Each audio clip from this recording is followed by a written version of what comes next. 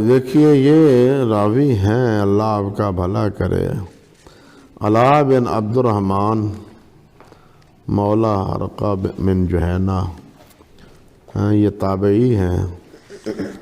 یہ کہتے ہیں قال عثمان الدارمی سألت ابن معین عن العلاء و ابنہ کیف حدیثہما قال لیس بہ باس قلت هو احب الیک او سعید المقبری قال سعید اوثق والعلاء ضعیف والعلاء یعنی بالنسبت الیہ، یعنی بالنسبت یعنی سعید کی مقابلے میں یہ کیا ہے، ضعیف ہے۔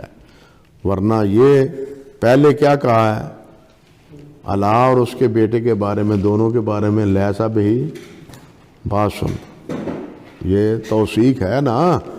لیکن جب تقابلی طور پر پوچھا گیا تو پھر فرمایا سعید ثقہ ہے اور یہ کیا ہے، ضعیف ہے۔ یہ اس کی نسبت سے، یعنی کَأَنَّهُ لَمَّا قَالَ أَوْثَقُ خَشِيَ أَنَّهُ يَظُنُّ أَنَّهُ يُشَارِكُ فِي هَذِهِ الصِّفَةِ وَقَالَ إِنَّهُ ضَعِيفٌ۔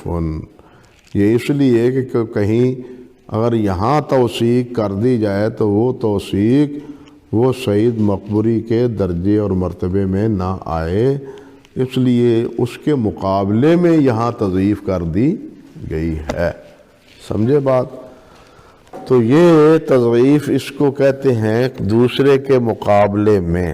اب اگر ایسے راوی کی مطابقت موجود ہوگی تو ظاہر بات ہے کہ وہ روایت قوت اختیار کر لے گی، اس کا وہ ضعف جو ہے نا وہ باعث کلام، باعث تضعیف نہیں رہے گا۔ جی ہاں، راوی ثقہ ہے، اس لیے ضعیف ہوگی کہ دوسرے کے مقابلے میں اس کا ذوق کمزور ہے،